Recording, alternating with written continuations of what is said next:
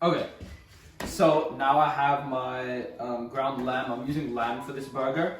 I had like 3 packets, which is, I'm not sure exactly how much, but you can see this is a pretty big bowl and it fills about 2 or 3 inches high in it. I'm gonna take some frozen butter and grate it into this. This will make the taste a lot richer, and especially if you just bought ground lamb, it'll make the taste a lot better and then make it a little fattier. So I'm just gonna take it and I'm gonna start grinding it into here. It's all like stuck to the inside and I'll just get it off at the end. So I'm just gonna grind it.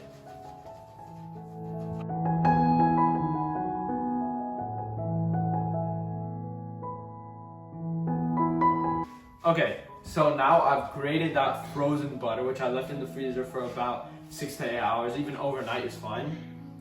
This is what it looks like in here. Now again, this will give it a lot richer taste and it'll make the burgers overall just taste better. But here is how much butter I have. I have quite a bit, but you can't see all the lamb underneath there. So it actually looks like a lot more than it is. I'm just gonna mix that up and then we'll move on to our dry seasoning.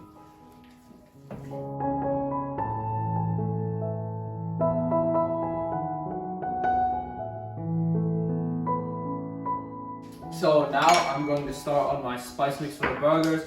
Again, this is just gonna make the burgers taste better and it's just another layer of seasoning. I'm gonna put 2 tablespoons of paprika. Obviously scale up or down depending on how many you're serving. 2 tablespoons is serving probably between 8 to 10 people. 2 teaspoons of salt.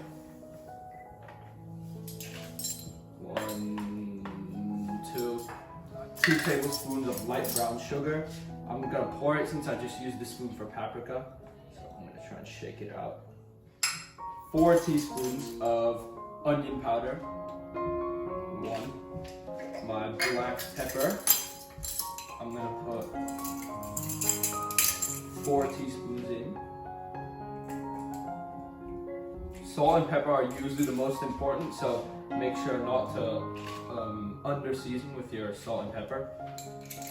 A 1/4 teaspoon of crushed chili flakes. I'm gonna put about 1/2 teaspoon because I like mine spicy.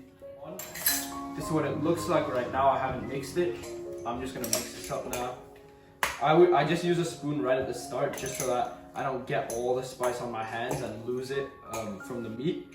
But I'm gonna go in with my hands in a second and we'll come back when I've mixed this all up.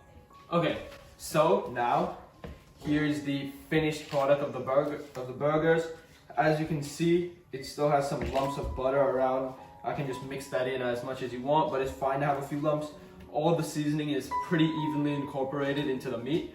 And so now I'm just gonna form it into patties, and I've oiled this baking sheet so that it doesn't stick. And I'm just gonna form a bunch of patties.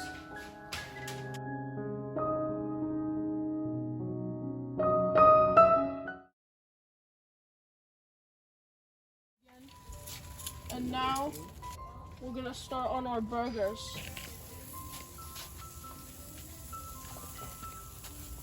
Lay them away.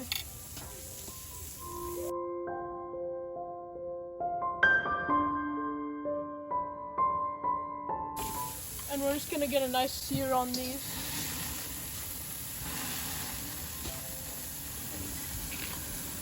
And we're gonna close up the grill. Yeah, I'm just checking these burgers. They look pretty good. Probably need another maybe minute at max. If your fire ever goes down, just make sure to brush the grates a little bit of oil. It'll drip down and get the fire going again. Yeah, it's been like 30 seconds. I'm gonna get a flip on these burgers. They got some nice color. They got some nice marks on them. Fire's going. We're gonna go ahead and come in with a quick baste I made, just rosemary, garlic, and butter. Mostly melted, but just softened. Just gonna keep the burgers moist with it. So remember to do it on the flip side. There's a lot of fire as you can see, but that's good because it's gonna get a nice crust and a good sear on it. Just gonna put that on it. It's really hot, so be extremely careful. if you need to, you can just drip it on top like that. And at this point, we're gonna wait another minute or two, get a nice sear on the other side, and then we're gonna put the cheese on. Okay, I'm gonna open up. It's been just about a minute because our grill's at 500. I'm just gonna check the other side if they're cooked. Yeah, they're seared nicely on both sides. If you wanna come in and look at it real quick, that's what it looks like, sizzling on the outside, just like that. I'm gonna put them up on the warming rack to let them cook in indirect heat. And while he puts them on the rack, I'm gonna go ahead and put some cheese on it. Since it's not direct heat, it won't burn the cheese. It'll just give it a nice even melt.